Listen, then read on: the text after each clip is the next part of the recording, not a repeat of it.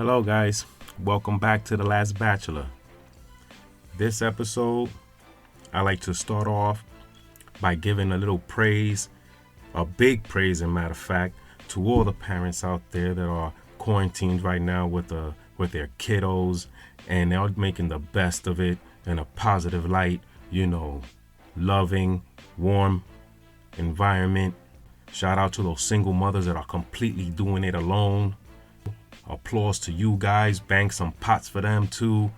You're doing something different from every other single mother, just like every other parents. We going through this, got to do everything, and we all doing this.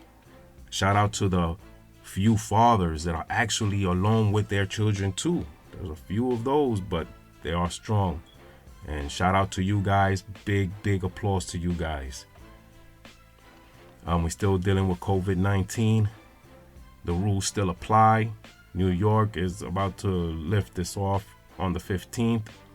Let's see what happens. Anything can change. I wanted to address another spike that's been going on, and it's the spike in domestic violence.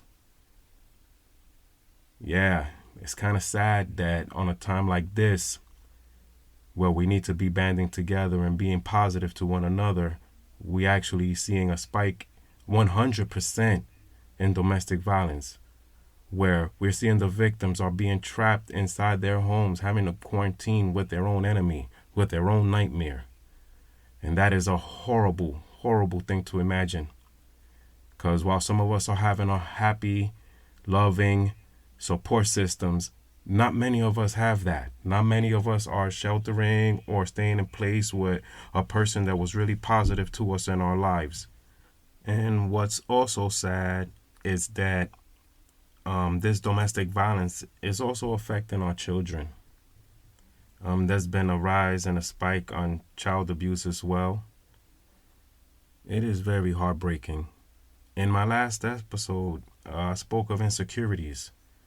And in these insecurities, you have to be very careful, because those insecurities can blow up to be and turn into domestic violence.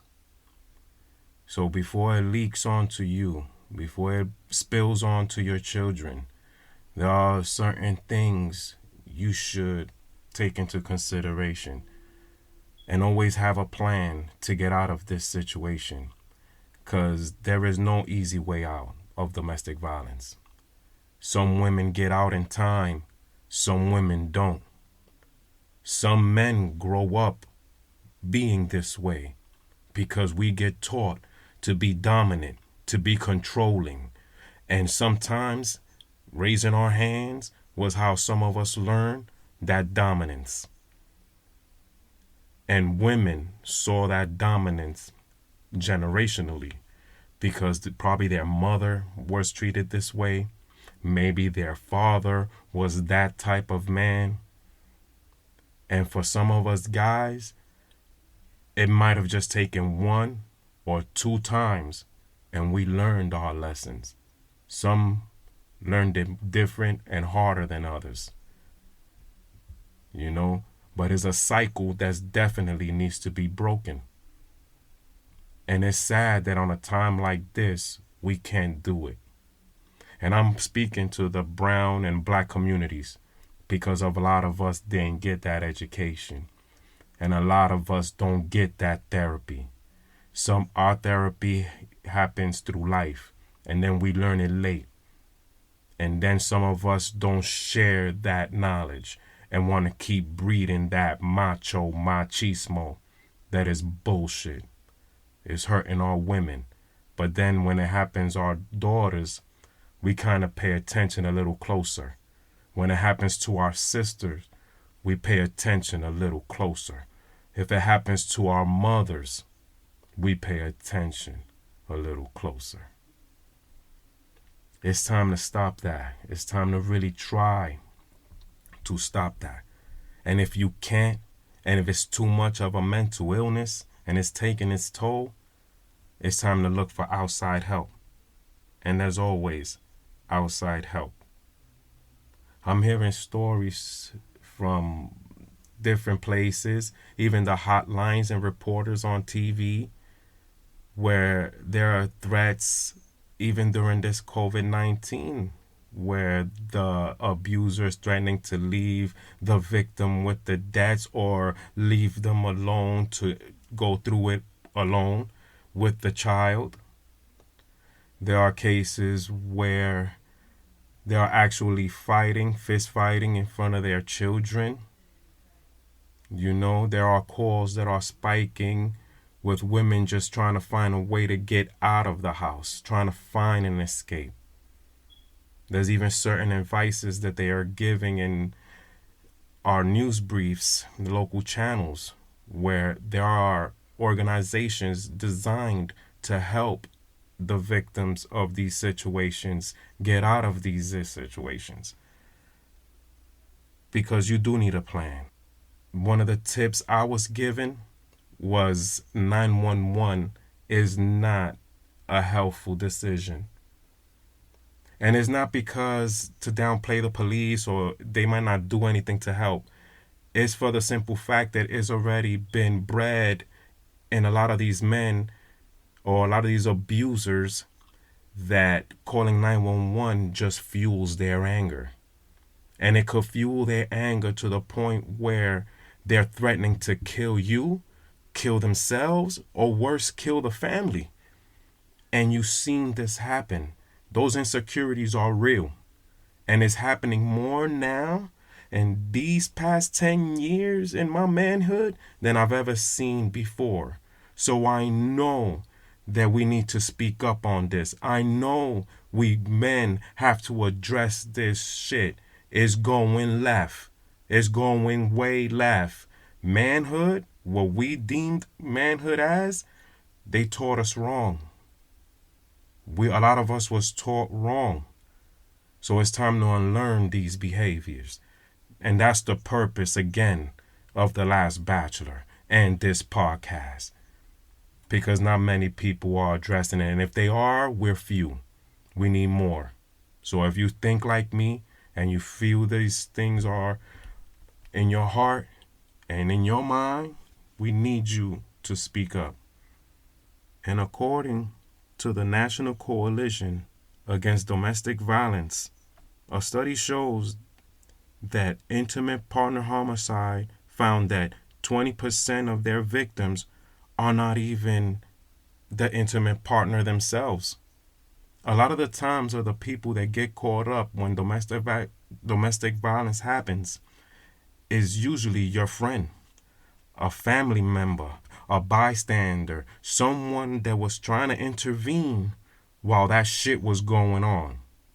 And they got the ugly end of it. That's 20%. 20% of those people lose their lives trying to be the good guy. That's crazy. 72% of all murder-suicides involve intimate partners. 72%. But what's more astonishing, that 94% of the victims of these murder-suicides are female. 94%. That's a big ass percentage.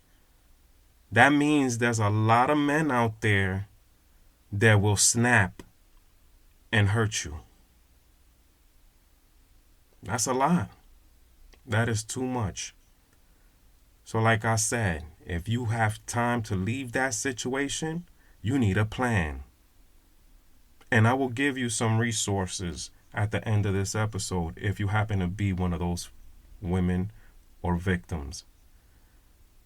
And like I said, this is also affecting our children. This is going to affect our children's psyche and could possibly traumatize them. 1 in 15 children are exposed to intimate partner violence each year. And 90% of these children are eyewitnesses to this violence. 90% of our children are witnesses to this violence. You hear what I'm saying? We are breeding future abusers if we don't act quickly and swiftly. This is a cycle that has to be broken.